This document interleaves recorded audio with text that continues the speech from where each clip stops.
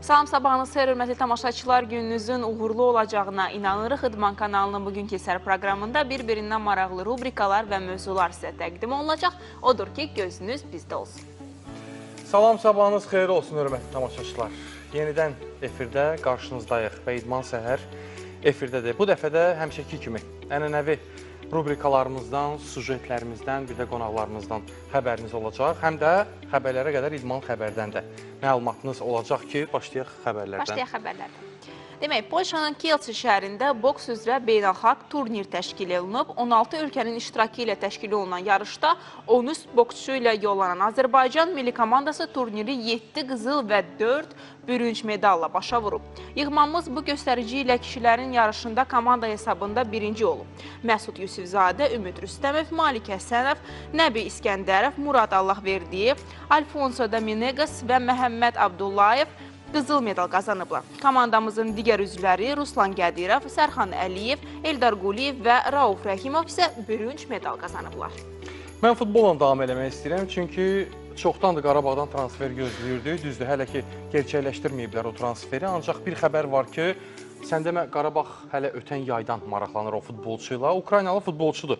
Həmin o futbolçu, deməli, kimdir onu dəqiq deyəcəm sizə. Artyom Besezin. 26 yaşı var, hücumçudur. Dinamo Kiyevin eyni zamanda Ukrayna milli komandasının da üzvüdür bu futbolçu. Onu Qarabağla yanaşı Türkiyənin Kasımpaşa və Sivaspor komandaları da istəyirlər. Qış transfer pəncərəsi dövründə Besezin qərarını verəcək. Qarabağa gələcək və yaxud da Türkiyə klublarından birini seçəcək. Bu haqda qışda məlumatınız olacaq, artıq bir şey qalmayıb.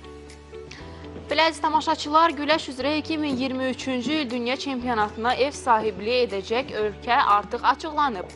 Demək, Dünya Güləş Birliyinin rəsmi saytında istinad xəbər verir ki, Mundial ardıncıl ikinci dəfə Serbiyanın paytaxtı Belqradda keçiriləcək. Qeyd etmək istəyirdim ki, Mundialda həm Azərbaycan, həm Türkiyədə öz namizədliyini irəli sürüb, amma heyf ki, seçilməmişdir. Təbii ki, artıq deyəsən ikinci dəfədir Serbiya verirlər. Niyə Azərbaycana verilmir? Bu da bir böyük sual işarəsidir. Bunu da yəqin güləş mütəxəssisləri daha yaxşı bilərlər. Mən başqa bir xəbərim də var. Deməli, daha çox maraqlı xəbərdir. Buna diqqətlə qulaq asın. Norveç millisi axı dünya çempionatına iştirak eləmir. Və Erling Haaland bugün dünyanın sayılıb seçilən futbolçularından biri Manchester City'də forma geyinir. Bu futbolçunu dünya çempionatına getmədiyi üçün İngiltərənin aşağı liqasında, 7-ci liqasında mübarizə aparan bir komandası Ashton United, həmin o klubun rəhbərliyi Erling Haaland'a görə Manchester City'yə müraciət edib. Müraciət edib ki, bu dünya çempionatı ki yoxdur, bir ay müddətində təxminən. Həmin o bir ay müddətində bizdə oynasın və oyun təcrübəsində itirməsin. İndi bilmirəm Erling Haaland o 7-ci divizyondakı komandanın formasını geyinər və ya yox. Bunu zaman göstərəcək. Ancaq mənə elə gəlir ki, normaldır. İndi bir aylıq müqavilə də olsa, həmin o oyun praktikasının İngiltərə Premier Liqası bilirsiniz də, yəni bir İngiltərə Premier Liqası yox, Avropanın sayılıb seçilən ölkələrində çempionatlar dünya çempionatına görə bir aylıq fasiləyə gedəcəklər. Dünya çempionatından sonra yenidən bərpa olacaq. Bildiyim qədərilə dekabrın deyəsən 30-u yoxsa 31-idir növbəti turun qarşılaşmaları və buna qədər ki müddəti Erling Haaland həmin o Ashton United'də keçirə bilər. Bax, belə bir xəbər idi. Belə əziz tamaşaçılar, kişi həndbolçular arasında Azərbaycan çempionatında ikinci turun maçları keçirilib. Belə ki, növbəti oyun günündə meydana əvvəlcə Bakı və Məxsul komandaları çıxıblar. Görüşün əsas vaxtı heç-heçə ilə başa çatıb, yəni 21-21. Qalibi müəyyənləşdirən penaltilər seriyasında isə zərbələri daha dəqiq yerinə yetirən Məxsul son çempion üzərində ardıcıl ikinci qələbəsini rəsmiləşdirib. Belə ki, hesab 25-24 olub. Və futbolla bağlı daha bir xəbərimiz var. Deməli, Qarabağın icraçı direktoru Əmrah Çəlikəlin bir açıqlaması var. Bilirsiniz ki, bizim Təbrizimizdə, doğma Təbrizimizi təmsil edən Traktor klubu var ki, Qarabağ Avropada bizi təmsil etdiyi kimi Traktorda Asiya qissəsində bizi təmsil eləyir və o Traktorla çoxdandır. Yəni, komandalarımızdan birinin, yəni Cənub və Şimali Azərbaycanın komandalarının iştirakı ilə keçirilən yoldaşlıq görüşünü səbirsizliklə gözləyirik. Hələ ki mümkün deyil, ancaq bu yaxınlarda deyəsən Qarabağ Traktorla qarşılaşa bilər. Çünki Əmrah Çəlikər belə bir açıqlama verib ki, deməli biz Qarabağ klubu olaraq Traktorla bir oyunun baş tutmasını istəyirik. Onlar bizim soydaşlarımız, qardaşlarımızdır. İki klubun qarşılaşması böyük futbol bayramı olar. Əgər qış təlim məşq toplanışına Traktorda, Antalyada olsa, orada belə bir görüşü planlaya bilərik. Ancaq qarşı tərəfdən hər hansı təşəbbüs olsa, bizə bir təklif gəlsə, başqa variantlar üzərində də düşünmək olar. Niyə də olmasın? Bu, Əmrah Çəlikərin sözləridir. Yəqin ki, artıq həmin o möhtəşəm bir yoldaşlıq görüşünün baş tutmasına elə çox vaxt qalmayıb. Səbirsizliklə gözləyirik bu iki komandanın çıxışını. Çünki cənubi soydaşlarımızdan biri ilə bu yaxınlarda danışırdıq. Demək, Təbrizdəndir həmin o soydaşımız. Söhbət eləyirdik. Çox istəyirəm dedi. Düzdür, hələ Şimali Azərbaycana gəlməyib. Ancaq dedi ki, böyük məmnuniyyətlə, əgər Traktorla Qarabağ oynasa, sevə-sevə Bakıya gələrəm və yaxud da başqa bir bölgəyə ziyarət eləyərəm. Həm torpaqlarımızı, eyni zamanda bu iki qardaş komandanın da qarşılaşmasını izləmiş olaram. Mən də söz verdim ki, sevə-sevə. Əgər Bakıya gəlsən, hökmən xəbər elə, görüşək və səni Qarabağın oyunlarından birini aparacağım. Hətta Traktorla oynamasa belə. Bax belə. Sən bilirsən ki, Qarabağ Avropa liqalarında məğlub olmayan 17 komandalardan biridir. Bu mövsüm Avropada yerli liqalarda keçirdikləri maçlarda məğlub olmayan komandaların siyahısı bəlli oldu. Belə ki, 17 klubun olduğu siyahıda Qarabağ da yer alıb. Əslində Qarabağ əgər sonuncu turda Sabahla heç şey eləməsəydi, qələbə qazansaydı, o zaman hətta Qarabağ bugün Avropada birinci yerdə idi. Çünki həmin o oyuna qədər, Sabahla qolsuz bərabərliklə yekunlaşan oyuna qədər Avropada 3 komanda var idi da, yəni məğlub olmayan komandalar. Düzdür, Qarabağ məğlub olmayıb Sabaha, ancaq hər halda xal itirib bu görüşdə və bununla da həmin o liderlik mövqeyi var idi ki, əslində bunlar hamısı şərti bir şeylərdir. Yəni lap deyək ki, çempionatın sonuna kimi uduzmadı, Avropada birinci yerdə. Əsas Avropa kuboklarında, qitə miqyaslı turnirlərdə ən yaxşı nəticələr göstərmək lazımdır. Təbii ki, Qarabağ Azərbaycan çempionatında liderdir və deyərdim ki, digər rəqibləri ilə indi Sabah komandası tezə başlayıb da və Qarabağdan xal aldı. Buna qədər Azərbaycan çempionatında Qarabağ illərdir çempionluğu rəsmiləşdirir və tək ayaqla oynayır deyərdim. Bax belə. Biraz tamaşaçılar, sırada bizim təqvimimiz var. Dünya ümumi təqvimdir. Dünya idman aləmində bugünə baş verən ən mühüm hadisələrdən danışacağımız təqvimimizdə gəlin birlikdə izləyək. Daha sonra yenidən studiyamıza qayıdacaq. Baxaq. Qılınc oynadan Rapiraçı kimi komanda hesabında 2 qat Olimpiya çempionu İlqar Məmmədov 1965-ci il noyabrın 15-də Bakıdan anadan olub. Kiçik yaşlarında musiqiyə maraq göstərən İlqar sonralar məşhur Sovet mütəxəssisi Mark Midlerin rəhbərliyi altında qılınc oynatmanın sirlərinə yiyələnməyə başlayıb. 1988-ci il Seul Olimpiyadasında ilk Olimpiya qızılını qazanıb. 1996-cı ildə Atlantada keçirilən yay Olimpiya oyunlarında İlqar Məmmədov yenidən çempionluq sevincini yaşayıb. 1999-cu ildən məşqçi kimi fəaliyyətə başlayıb. Bir müddət Beynəlxalq Qılınc Oynatma Federasiyasının Hakimlər Komissiyasında çalışıb. 2012-ci ildə Rusiyanın qılınc oynatma üzrə yığma komandasının baş məşqçisi təyin olunub. Onun rəhbərliyi altında ruslar nüfuzlu beynəlxalq yarışlarda, o cümlədən 2016-cı il Rio de Janeiro Olimpiya oyunlarında böyük uğurlar əldə ediblər.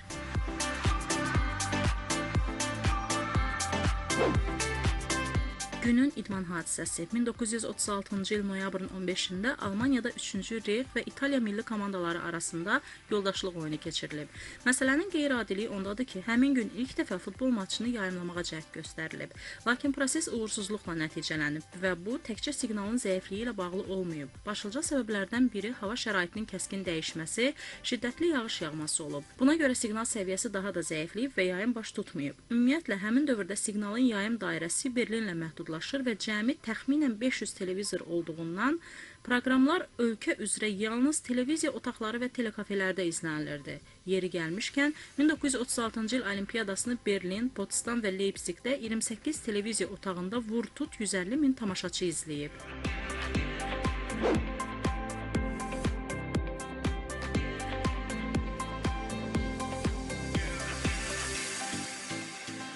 Günün daha bir diqqət çəkən idman hadisəsi 17 yaşlı Johan Cruyff Ajax'ın əsas heyətində ilk oyununa çıxıb.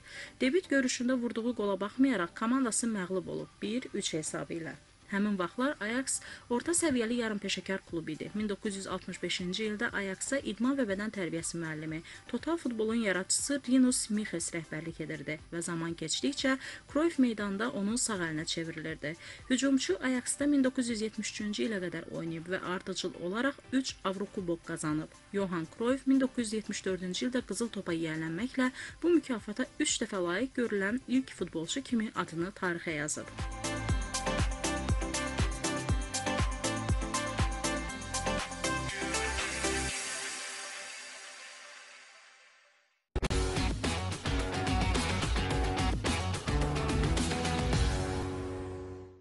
Davam edirik, hörmətli tamaşaçılar. Belə bir maraqlı xəbər diqqətimi çəkib. Hindistanlı milyarder Liverpoolun sahibi ola bilər. Belə ki, Hindistanlı milyarder Mukesh Ambani klubunun sahibi ola bilər və o klubu hazırda o dünyanın ən zəngin 10 adamlardan biridir və onun sərvəti 102 milyard avro dəyərləndirilir.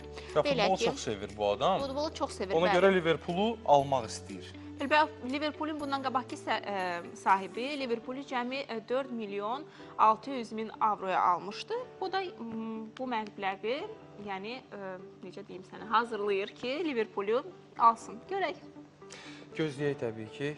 Mənim Manchester United-dən, daha doğrusu Cristiano Ronaldo ilə bağlı xəbərim var. Çünki Ronaldo'nun ötən gün verdiyi açıqlamadan xəbəriniz var yəqin ki, demişdi ki, mən Erik Ten Hag'a hörmət eləmirəm, çünki o da mənə hörmət eləmir. O və klubdakı digər nümayəndələr məni klubdan qovmaq istəyirlər. Bax, belə bir açıqlama vermişdi. Sonra dərhal və belə bir söz işlətmişdi ki, azarkeşlər mənim yanımdadır. Ancaq həmin o açıqlamadan sonra azarkeşlər dedi ki, heç kim klubdan böyük ola bilməz və biz sənin yanında deyilik. Ondan sonra Manchester United-dən hamı klubun hansı qərar verəcəyini gözlədiyi bir an, belə bir deməli xəbər belə ortalığa çıxdı ki, Manchester United Ronaldo ilə müqaviləni bir şərtlə ləğv eləyə bilər. İndi həmin o xəbəri sizə oxuyuram. Deməli, yaxın günlərdə ləğv oluna bilər həmin o müqavilə. Bu, Portuqaliyalı hücumçunun müqaviləsinin ləğvinə görə təzminat istəməyəcəyi təqdirdə reallaşacaq. Manchester təmsilçisinin 37 yaşlı oyunçu ilə yollara ayırmağa müsbət baxdığı bildirilir. Qeyd edeyim ki, Ronaldo Manchesterdə deməli, həftəsinə 450 min funt sterling qazanır. O, klub tarixinin ən çox maaş alan futbolçusudur. Xatırladım ki, Ronaldo Manchester United-in onu qovmağa çalışdığını, baş məşqçi Erik Ten Hag'dan hörmət görmədiyini bildirmişdi. Bunu bir qədər əvvəl xatırlatdım. Onun, hətta oyun idmançıların da ona qarşı haqsızlığa uğradığını deyir. İndi Ronaldo deyir də, yəni Ronaldo belə qənaətdədir ki, yəni bir şey olanda, bir şey olanda hər kəs məni günahkar görür. Bilmirəm indi bu nə qədər düzdür, düz deyil. Hər halda mütəxəssislər buna daha yaxşı cavab verə bilərlər. Hələ ki, Ronaldodan bu qədər. İndi bizim təqvimdə başqa bir təqvimimiz var. Çünki təqvim haqqında əslində bir qədər əvvəl dünyada bugündə ümumi təqvimi nəzərinizə çatdırdıq. Ancaq bugün bir şəxsin, bir futbolçunun da doğum günüdür. O kimdir? Bəli, Argentinalı futbolçu Paulo Dybala'dan danışacaq öz təqvimimizdə.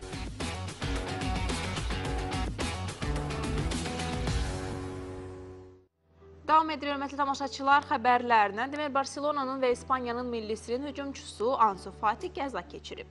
Belə ki, o avtomobil idarə edən zaman motosikletçi ilə toqquşub. Qəza zamanı motosikletçi ağır xəsarət alıb. Gənc hücumçu elbette çox ciddi zərbə almadı, amma motosikletçinin vəziyyəti çox da yaxşı deyil. Özü götürüb aparıb xəstəxanaya bildiyim qədərilə.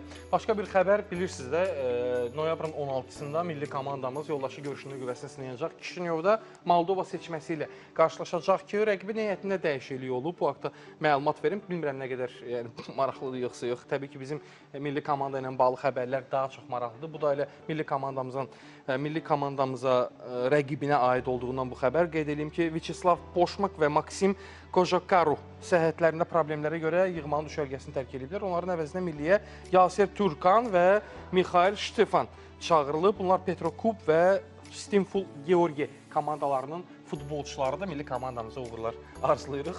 Qarşıda bizim... Bəli, bizim çox maraqlı qonaqlarımız var bugün və çox maraqlı idman növündən danışacaq.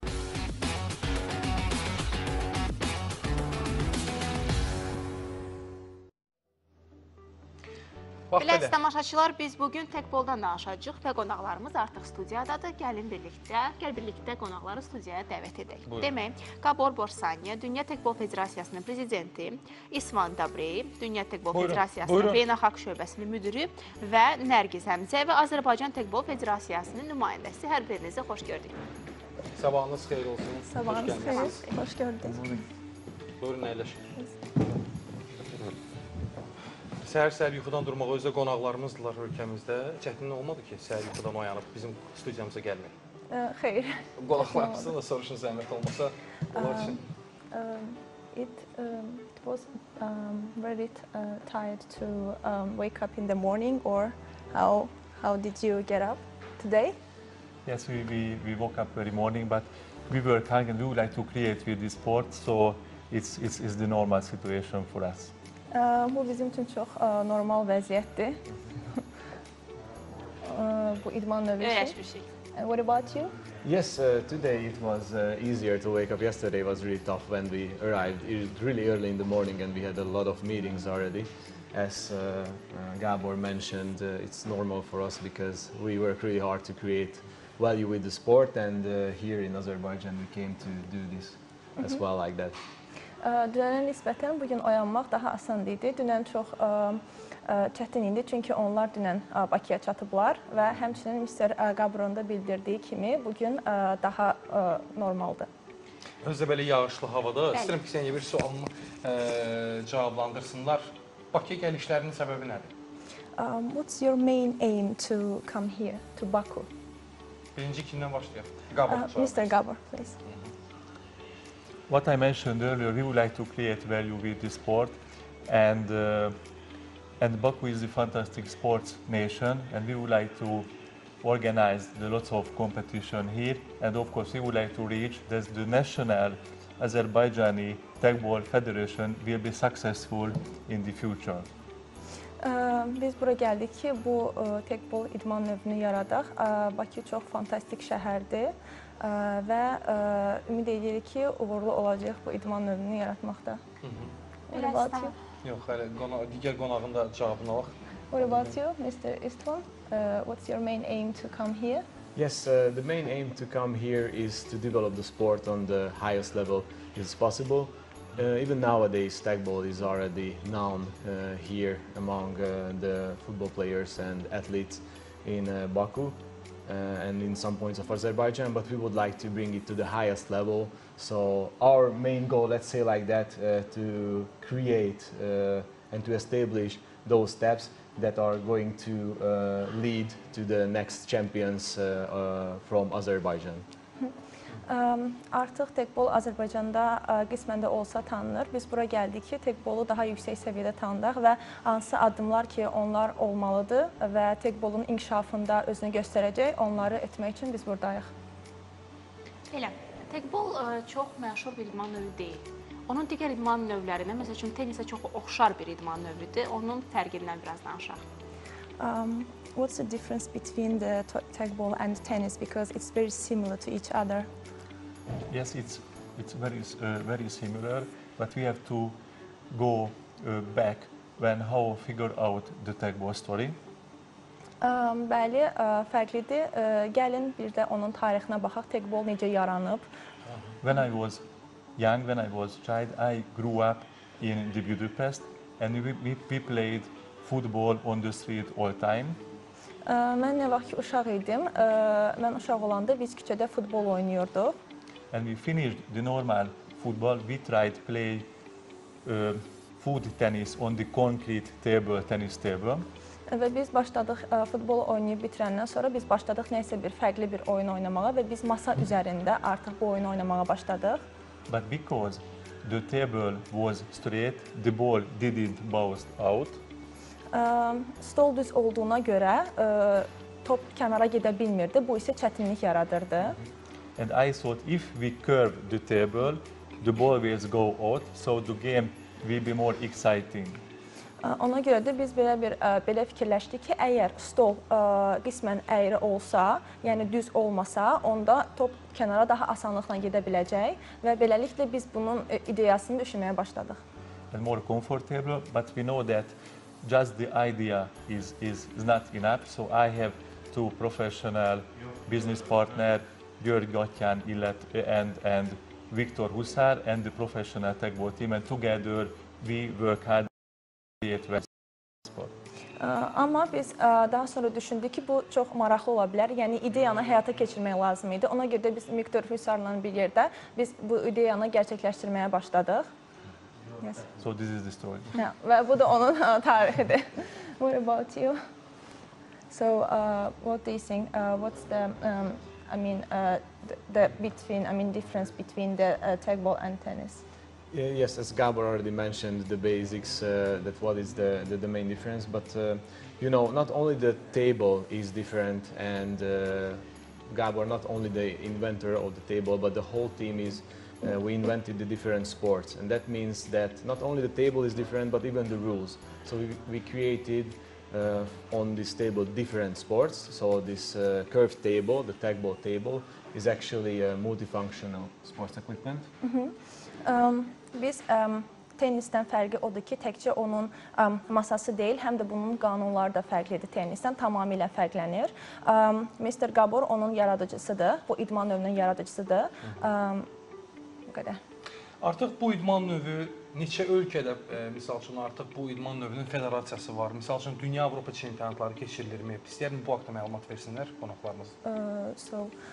Are there international football tournaments that take part there? So it's in progress, so it happens. In which countries and how it's happening? Of course, we organizing the competition continuously all over the world. We have in the next year plus 20 international competition with the high prize money. Biz əlbəttə ki, beynəlxalq turnirləri təşkil edirik və bizim gələn il 20-dən çox turnirimiz olacaq bütün dünya üzrə. When we organize the competition, we have more categories: the men, women, single, and double, and of course we have the mixed double categories.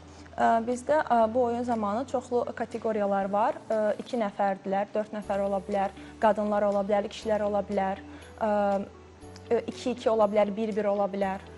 And of course we hope that in the future more and more athletes will enter the competition from the Azerbaijan. Və biz düşünürük ki, Azərbaycanın da gələcəkdə bu turnir siyahısına, bu beynəlxalq yarış siyahısına daxil edək. Bu idman növü ilə məşğul olmaq istəyənlərin müraciətləri çoxdurmu? Are there a lot of people who want to play this game? So, do they have interest? Yes. First of all, you have to try it, and I hope next time we can play together, maybe here in the studio. İlk olaraq Mr. Gabor sizə təklif edir ki, ilk öncə siz bu idman növünü oynayasınız və cəhd eləyəsiniz. Bu çox maraqlıdır. No problem. And we playing with the normal size football ball. Biz elə normal futbolda olduğu kimi o ölçüdə olan topdan istifadə edirik. And the tackle is very clean game, no physics contact. Bu çox təmiz oyundur, heç bir fiziki toxunuş olmadan baş verir. And we created I hope the perfect rules when we try close out the lucky factor from the game. Biz çox uğurlu qaydalar burada tətbiq eləmişik və bu qaydalar çox önəmlidir. Və biz düşünürük ki, bunlar çox yaxşı şəkildə izlənilir. İşğanla davam edək. Çünki bildiyim qədərilə, yəni bildiyim deyəndə ki, bu idman növü sırf futbol və tenisi əhatə eləsə də, əslində futboldan ilhamlanıb bu idman növünü kəşf ediblər də. Çünki elə mini futbolda, futzalda, elə bunun özü də, bu idman növünün özü də hamısı futbola olan sevgidən yaranıb. Bəs futbol qədər populyar eləyə bilərlərmi bunu gələcəkdə bu idman növünü? İnanıram ki, bu idman növü haqqında bəlkə də çoxlarının məlumatı yoxdur. And will you have a chance to promote this kind of sport in the future, because football is very famous? What about tagball? Do you think that will there be any possibility to promote it and to make it famous? Yes, of course. This is one of our aim to come here. You know, we have, as Gabor mentioned, national federations in more than we have more than 147 national federations all around the world. Bizim 147-dən çox millətlər, necə deyim, millətlər, necə deyim, təşkilatları ki, bunlara qoşulur və bu oyunu oynayırlar və bizim əsas məqsədimiz elə Bakıya gəlib bunu həyata keçirməkdir və bunu tanınan etməkdir. Daha populyar eləmək. Bəli. Neçə gündür Bakıdadılar qonaqlarımız? How many days you are here? This is our second day. It feels actually already like almost a week because our schedule is really tough. As the interest is really high, that's why we have the different meetings. Bu bizim ikinci günümüzdür. Dünən çox yorğun bir gün idi. Bu gün isə yaxşıdır və maraq çox yüksəkdir. But we still have 2 days to go on, so it's going to be a really tough but hopefully really useful few days in Baku.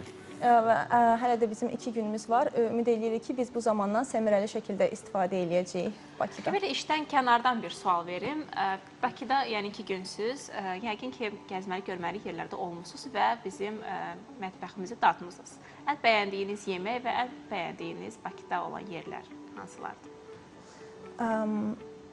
What is your favorite meal? I mean, traditional Azerbaijani meal, and what's your best destination that you liked here in Baku? Did you have a chance to walk around or to see the city? Ümumiyyətlə Bakını, Did you like Azərbaycan? Baku? Yes, of course, Baku is a fantastic city and I'm sure that we come back.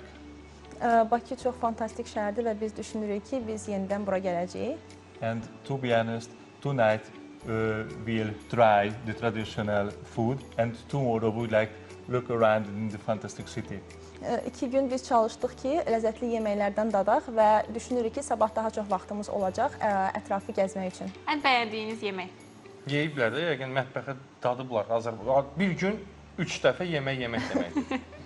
Did you have a chance to taste at least one Azerbaijani traditional meat that you really liked? Yes, yesterday we tried a local soup, which was really tasty, and I had the chance, I was brave enough to try some local spicy food. It was like a kebab or something like that in a nice restaurant, and it was really good. But we look forward trying everything tonight, hopefully. So the restaurant name is Kebab? No, the food I tried there, it was some kind of kebab food with this local lamb meat, and it was really delicious. But again, we are going to have more time tonight to try the gastronomy.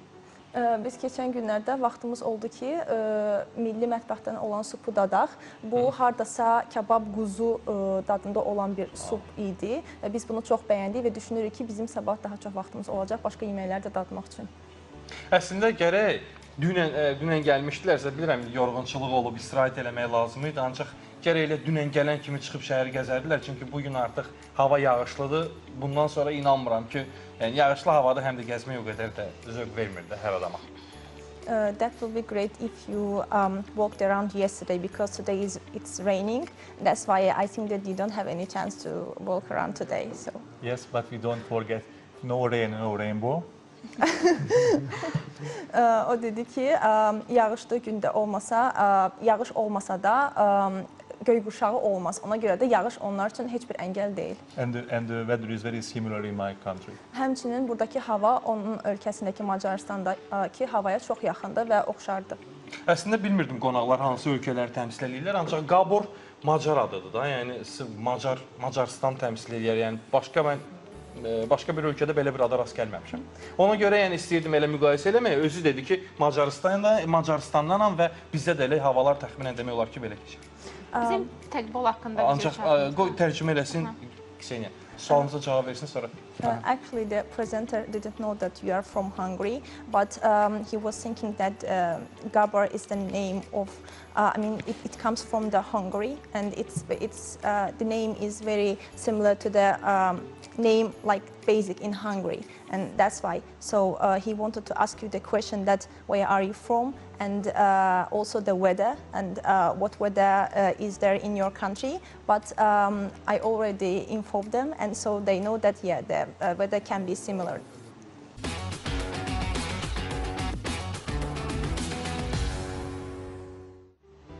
Davam edir, hörmətli tamaşaçılar. Növbəti sualım ondan ibarətsə, biz indi görüntüyə baxdıq və gördük ki, demək ki, komandadır və bir komandada 2 oğlandır, o birisi komandada isə bir oğlan, bir qız. Həmişə belə olur, ya ümumiyyətlə bu təsadüfi bir görüntüdür. Gender bərabərliyinə görə beləliklər.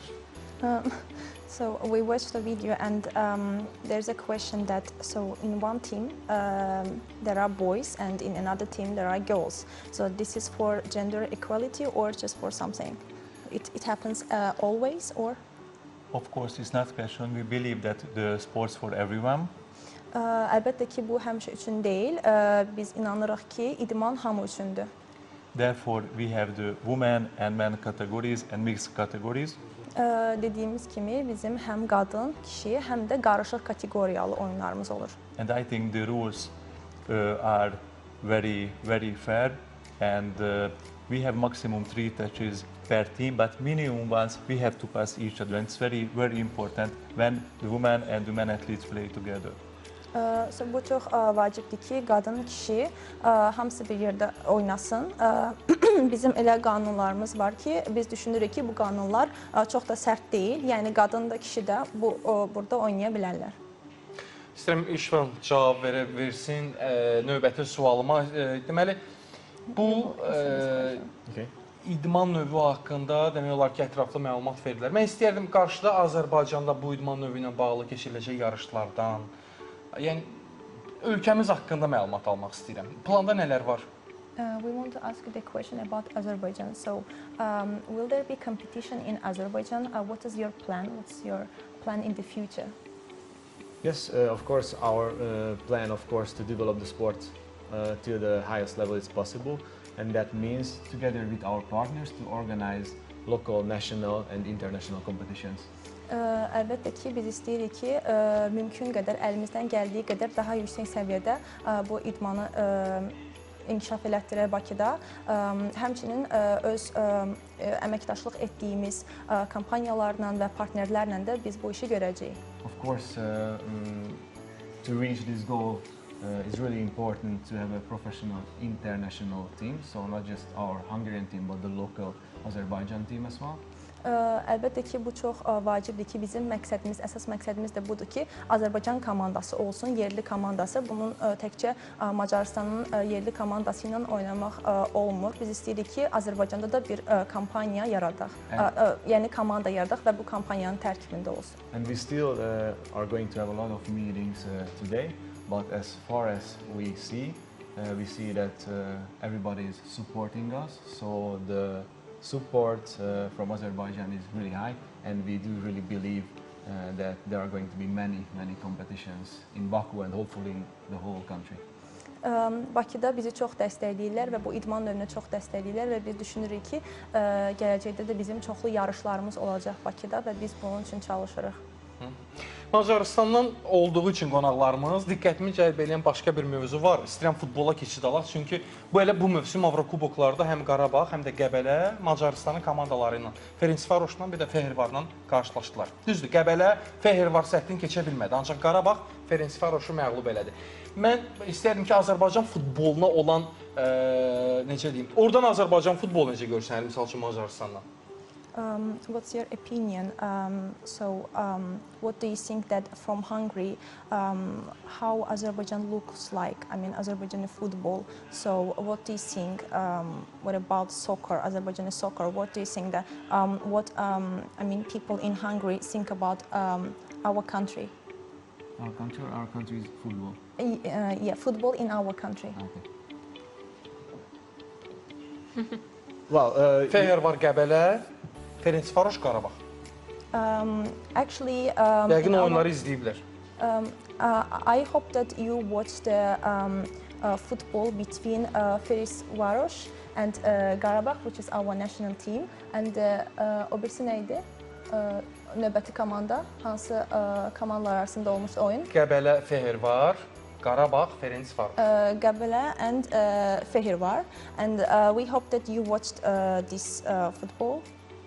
Because it happened Yəqin oyunları izləyiblər də, yəni ona görə, ona rəğmən Azərbaycan futbolu necə görsənir, Azərbaycan klub futbolu? What do you think based on this team and also based on this football? What do you think how it looks like? So football in Azerbaijan. to be honest, I can talk about just the Hungarian football, and of course we watch the matches in the television. Fortunately, the Hungarian football growing and growing, and the national team reached very beautiful results nowadays. So we believe in the future, and of course we will wish the best for the Azerbaijan team too. And I hope very soon the two nations will meet in the World Championship, for example, in the future. Unfortunately, unfortunately we know that the two nations won't travel to Qatar, but I hope very soon the two football nations will meet in the European or the World Championship. Yeah, so you will visit to Qatar or? No. Okay. No. Okay. O dedi ki, biz ümid edirik ki, Azərbaycan komandası da dünyaya açılacaq və məşhur olacaq. Çünki Macaristanda komandalar, yerli komandalar get-gedə inkişaf edir və inkişaf dayanmır. Və biz də ümid edirik ki, iki millət, həm Macaristan, həm də Azərbaycan milləti gələcəkdə çempionluqda bir yerdə oynayarlar. O dediyim, o digər qonağımız da cavab versin. O iki qarşılaşmadan biri neçə olmasa izləmişdilər. Yəni Azərbaycan komandası ilə Macaristan komandalarının oyununu izləmişdilər. Mr. Gaboron Fehervarın, Ferencvaros'un qarşılaşmalarını izləyiblər. Mr. Gaboron dediyinə görə onlar televizordan izləyiblər. Ekrandan. What about you? Did you watch this? Yes, we watched this game, of course, and I just want to add to the thoughts of Gabor that, like Hungarians, of course, we support our national team. But after this visit to Baku and after all the really nice and kind people, it is going to be really hard, you know, if there is going to be a match between Hungary and Azerbaijan, to support which team, because now it's going to be really nice to support even Azerbaijan. Əlbəttə ki, o oyunları biz izləmişdik. Mən də elə əlavə eləmək istəyirdim ki, biz Macaristanlılar olaraq əlbəttə ki, öz komandamızı dəstəkləyirik. Ancaq Bakıya gələndən sonra bu çox çətin oldu. Çünki buradakı komanda ilə öz ölkəmizin arasındakı komanda arasında biz qərarsiz qaldıq. Yəni bilmədik hansını dəstəkləyək. Çox çətindir. Belə bizim daha bir boyun manövri ilə bağlı video çarxımız var, videorolikimiz var. Gəlin birlikdə izləyək.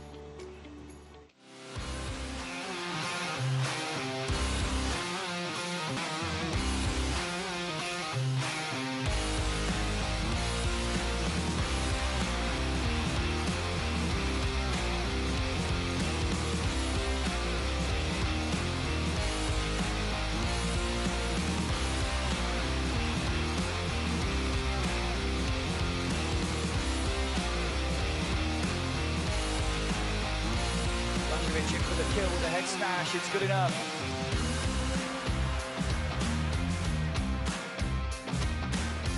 If he gets this back, it'll be frankly astonishing, and he's got every chance. And it made it, it has. Brilliant play. Not won the point yet, though. It's a winner nonetheless for Georgiak. What a rally.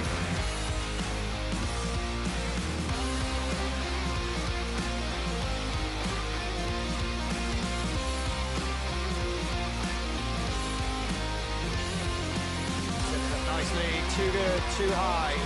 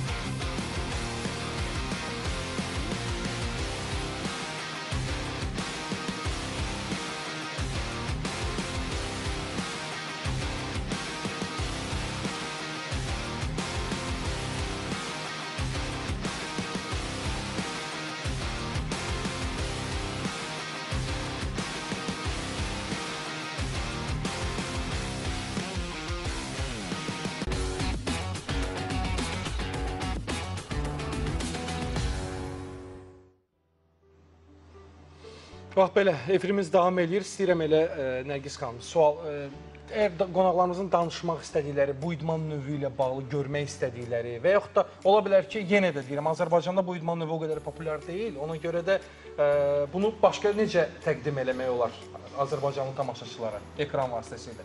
Buyursunlar. What else you want to talk about? Because this type of sport isn't famous in Azerbaijan. That's why. So what we can do? How we can promote this type of sport in Azerbaijan? What do you think? I think it is, first of all, thank you very much for the opportunity to be here because sharing on the television our sport is already a big step. Çox sağ olun bizə imkan verdiyiniz üçün ki, biz burada özümüzü təqdim edirik və danışmaq imkanı bizə verdiniz və bu çox böyük bir addımdır bizim üçün. Of course, with our local partners, we are going to work really hard to organize the more national, international competitions here in Baku. Biz çalışırıq ki, yerli partnerlərimizlə birlikdə həm beynəlxalq, həm də yerli turnirlər və yarışlar keçirdək. We have great and successful experience from the international environment.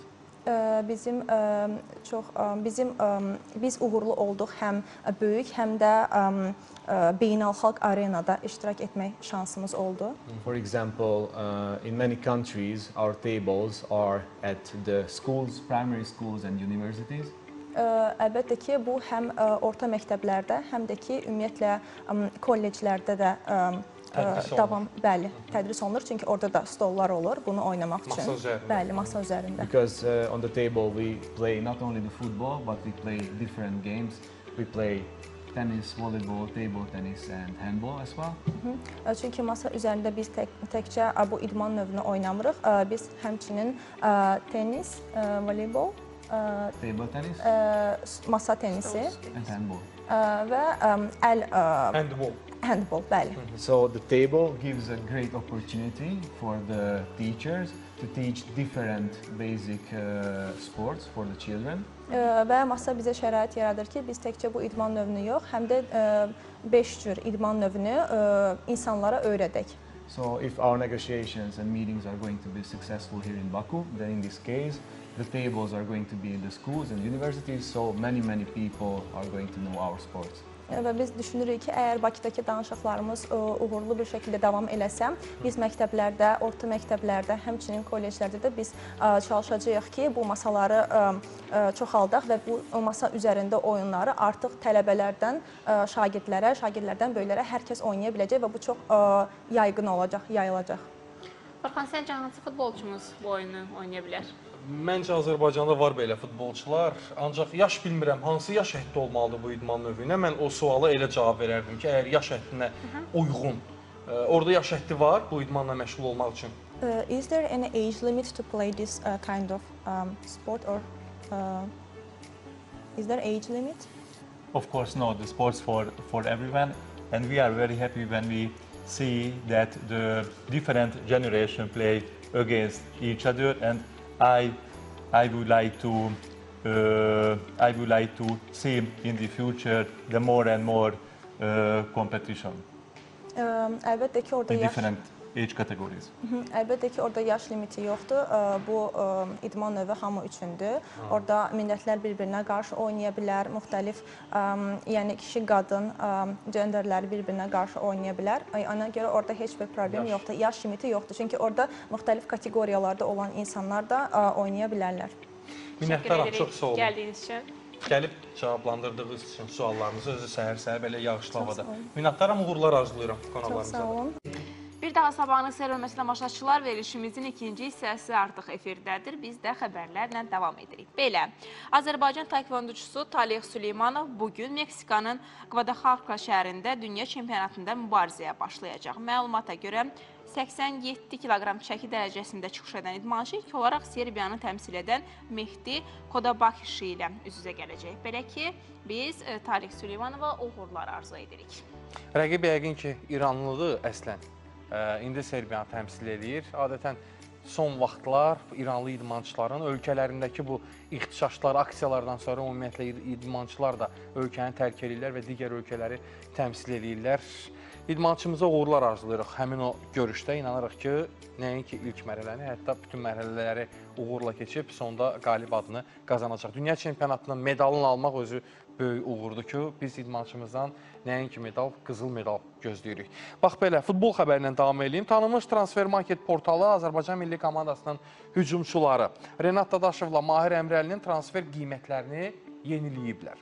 Deməli, indiki qiymətləri necədir? Grasshoppers-də oynayan Dadaşov transfer dəyərini 2 dəfədən çox artırıb və hazırda 800.000 avro qiymətləndirilir. Əvvəllər bu rəqəm 350.000 avroydu. Təsəvvür edirsiniz, birdən-birə 350.000-dən 800.000 avroya qədər yüksəlib Renat Dadaşovun qiyməti. Bu da təbii ki, onun Grasshoppers heyətində son vaxtlar fərqlənməsidir, uğurlu oyunlarıdır. Eyni zamanda milli komandanın heyətinə də Renat olduqca yaxşı təsir bağışlayır ki, bu da təbii ki, onun qiymətinə təsirsiz ötüşmür. Digər futbolçumuz isə öz növbəsində Dinamo Zagreb'də oynayan Əmrəli isə transfer dəyərini itirib. Renat Dadaşovdan fərqli olaraq Əmrəli transfer dəyərini itirib. Onun qiyməti 1,5 milyon avrodan 1 milyon avroya düşüb. Bu da təbii ki, Mahir Əmrəlinin Renat Dadaşovdan fərqli olaraq son vaxtlar az-az meydanda görünməsidir. Düzdür, sonuncu turda Riyekanın qapısına 2 top vurdu, komandası 7-2 hesablı qələbə qazandı. Onu da əlavə edeyim ki, həmin o qələbədən hesabdan sonra Riyekanın baş məşqçisi istefaya göndərildi. Bu da Mahirin yəqin ki, vurduğu 2 qolda buna təsirsiz ötüşməyib. Belə tamaşaçılar Finlandiya və Azərbaycan komandaları ilə yoldaşlıq oyunları keçiriləcək. Şimali Makedoniya yığmasının heyətində bununla bağlı dəyişikliklər baş verib. Belə ki, baş məşqçi Blagoya Milevski düşərgəyə 2 yeni hücumçu dəvət edib. Demək, bizimlə oyuna çox güclü hazırlaşırlar. Mbappe'dən xeyirxax bir addım. Deməli, Fransalı futbolçu Ucqar kənddən olan 28 uşağı Oserlə oyuna gətirib.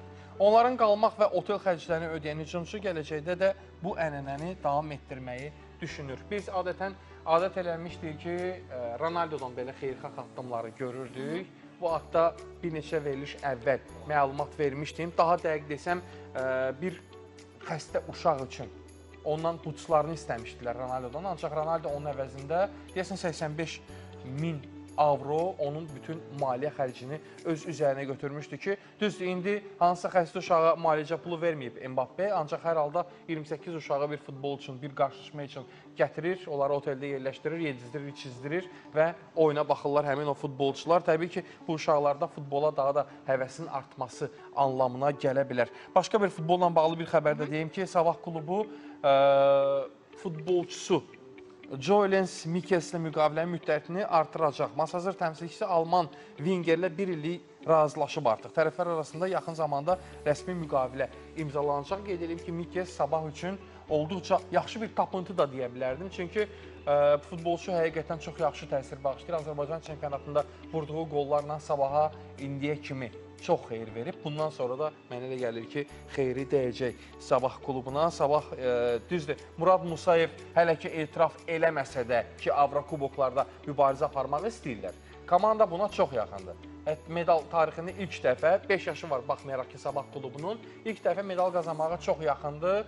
Bu medalın əyarı gümüş və yaxud da bürünc olacaq. Bunu təbii ki, mövsümün sonu göstərəcək. Bizim isə hal-hazırda... Bəli, canlı bağlantımız var bizim. Bugün də biz İbrahim Məmmədova bağlanacaq. İbrahim, eşidirsən bizi? Buyur, söz yenidən səndədir.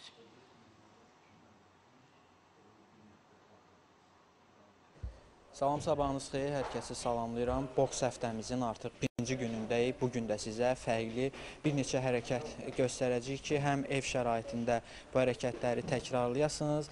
İstəyənlərsə zala gəlib, Knockout İdman klubuna gəlib məşq keçə bilərlər. Bizə köməklik edir boks müəllimi Pərvin Nəsirzadə. Xoş gördük sizi müəllim. Salam, sabahınız xeyirli olsun. Mən də hər kəsi salamlayıram. Xoş gördük. Həmçinin onun tələbəsi var burada. Qardaş, sən də özünü təqdim edərdin. Salam, Məhəmməd. Salam, sabahınız xeyir olsun. Müəllim, ikinci günümüzdə hansı hərəkətləri hazırlamışsınız izləyicilərimizə göstərmək üçün? Çox sağ olun. Keçən dəfə biz sizə sadə duruşda hərəkətlər göstərdik. İndi bu gün artıq döyüş duruşundakı olan hərəkətləri göstərəcəyik ki, başlayaq inşallah. Başlayaq elə vaxt itirmədən hərəkətlərimizə. Dururuq, yenə sadə duruşda dururuq. Bir balaca çiyin istiqamətini dəyişirik, afərin. Ayaq məsafəsini çiyinlə eyni şəkildə aralayırıq əllər yenə eyni şəkildə çənə istiqamətinə qalxır. Biz keçən dəfə sadə duruşda vuruşları göstərdik. İndi bir balaca yenə döyüş duruşunda zərbələri işləyirik. Yenə keçən dəfə kimi işlədiyimiz 1, 2, 3, 4 işləyirik. 1, yenə ayaq və əl. Yəni eyni qaydada paralel şəkildə. Bu döyüş duruşundadır. Bunları öyrəndən sonra biz keçirik artıq addımlarla zərbələri keçirik. Biz necə ki yerimizdə atırdıq zərbələri, indi Muhammed onu bizə addımlarla göstərəcək. Bir zərbəsini addımla vur, hop, gördünüz, əl-ayaqların eyni şəkildə addımla vuruşudur. 1, 2 vururuq, 1 və 2. Artıq ikinci mərhələ bu başlayır ki, bunun üzərində işlədiyi zaman artıq yəni durduğumuz kimi zərbələr əl-ayaqla eyni getdiyi zaman belə artıq formalaşma başlayır. Sonra da o zərbələri ki, addımlarla öyrənən sonra başlayır ayaqlarda oynamağa ki, bu üçüncü mərhələdir. Bir balaca ayaqlarda oynayırıq və paralel addımla zərbələri vururuq. 1, 2 zərbəsini vururuq, 1 və 2. Artıq boksun belə təməlini gözəl şəkildə öyrənməyə başlayırıq. Yeri gəlmişkən zərbələrin də adları var. 1, 2, 3, 4 və beləcə qalxır. Biz niyə zərbələri 1, 2, 3, 4 deyirik? Bildiyiniz kimi boksda lapa məşqləri var ki, orada əsas da tələbə ilə işlədiyimiz zaman 1, 2, 3 dediyimiz kimi, yəni 5, 6, 7, 8... Tələbə artıq bilir ki, hansı zərbə. Məsələn, sol, bakavoy deyək, məsələn, termin belə işlənilir. Məsələn, altdan zərbə, yandan zərbə, qarına zərbə. Artıq onu bu şəkildə deyil, 1, 2, 3, 4, 5 deyərək, məsələn, rəqəm veririk ki, o zərbələrdə sadə, yəni gözəl şəkildə rahat işləsin. Dünən bizi izləyənlər yəqin ki... Bax, belə izlədik, deməli, İbrahim boks haqqında maraqlı məlumatlar. Artıq neçə gündür boksla bağlı məlumatlar verir, müxtəlif qonaqlarla canlı bağlantıda elədir ki, hər dəfə alınmır. Bir dəfə belə, bir dəfə belə. Gələn səfər inşallah.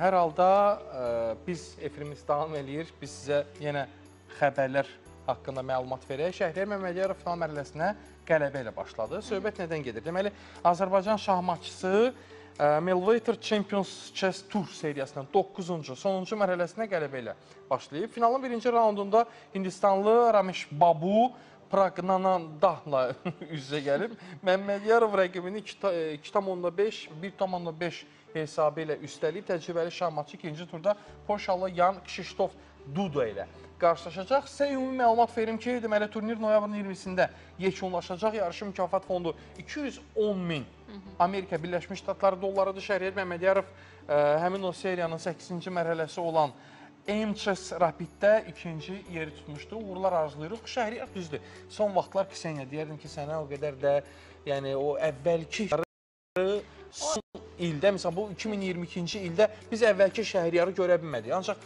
vaxt var idi ki, Şəhriyar Fidenin reyting cədvəlində ikinci pillədə qərarlaşmışdı. Çünki o yüksək pillələrə artıq qalxıb və bəlkə də, nə bilim, orası elədir, yəni yoldan düşər Azərbaycanın... insan. Yəni, qazanılacaq bir qələbə qalmadı artıq. Yəni, mübarizə aparacaq bir şey də yoxdur. Ən yüksək pillələrdə zaten qərarlaşıb bu adam. Ancaq hər halda ən yüksək pillədən danışırıqsa, ən yüksək pilləni hələ ki Magnus Carlsen, Norveçli şahmatçı qamarlayıb birinci pilləni və illərdə onu heç kimə vermir. Lövbər salıb həmin o birinci pillədə, ancaq biz də hansına vaxtsa Azərbaycan şahmatçısını məhz həmin o pillədə görmək istəyirik. Necə ki, artıq gənclərdən ibarət həm kişilərdə, həm qadınlarda dünya çempionumuz var. Gəlmişdilər bura.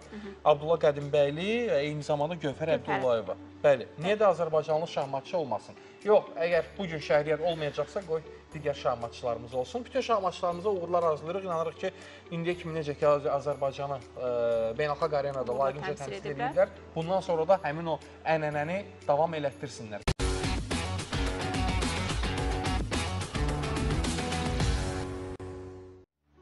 Davam edirik. Demək, bildiyimiz kimi, hörmətli tamaşaçılar, yəqin ki, siz verilişimizin birinci hissəsini izlədiniz və gördünüz ki, biz bugün bəs teqbal idman növünə danışmışıq və mən sənə Orxan sual vermişəm. Bəs bizim idmançılardan, futbolçulardan ümumiyyətlə kim bu idman növü ilə məşğul ola bilər? Sən cavab vermədin. Bəlkə indi cavab verəsən. Vaxtımız az idi, ona görə cavab vermədim birinci hissədə. Ancaq deyim ki, bu idman növü elədir ki, Kseniya, burada texnika daha çox tələb olunur. Yəni, topla rəftardan gedir söhbət. Mənə elə gəlir, özlə qonaqlarımız da qeyd elədilər ki, burada yaş həddi yoxdur. Mənə elə gəlir ki, futbolla vidalaşan o veteran futbolçular ki var, onlar daha yaxşı mənə elə gəlir. Özü də hücumçular, yarım müdafiəçilər bu işin öhdəsindən gələ bilərlər. Misal üçün, dünən Qurban Qurbanov mini futbol üzrə Azərbaycan çempionatının açılışına qatılmışdı.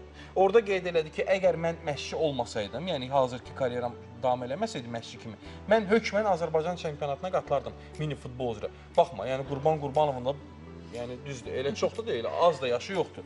Yəni ona görə deyirəm ki, mini futbolun özü də, üstəgəl bu idman növü də, burada futbolla o qədər qaçmaq, yəni fiziki hazırlıq o qədər də lazım deyil. Burada daha çox topla rəftardır. Ona görə mənə elə gəlir ki, misal üçün elə Qurban Qurbanovdur, kimi deyim, elə yanında Elçin Rəhmanov var məşqçilər korpusunda, Zaur Tağızadədir. Ola bilər. Yəni bax, deyərdim ki, bu Azərbaycanın o vaxtı ilə sayılıb seçilən futbolçuları var idi. Ya indi məşqçiliklə məşğuldular. Mənə elə onların əksəriyyəti bu idman növündə üzümüzü güldürərdilər, bizi sevindirə bilərdilər. Nəysə ki, bu haqda həmin o federasiyanın özü yəni maraqlansa, danışsa daha yaxşı olar. Təbii ki, mənim danışmağım bir qədər belə Orxan, biz artıq mən öz fikrimi bildirirdim. Bəli, biz artıq yekunlaşmalıyıq və vaxtımız artıq sona çatdı. Tamaşaçılarla artıq sağollaşmalıyıq. Sağollaşmalıyıq ki, cümə günü yenidən sizinlə görüşə gələk. Belə tamaşaçılar, hər birinizə xoş və uğurlu gün arzu edirik. Sağ olun, salamat qalın. Özünüzdən müğayət olun, hökmən görüşəcəyik.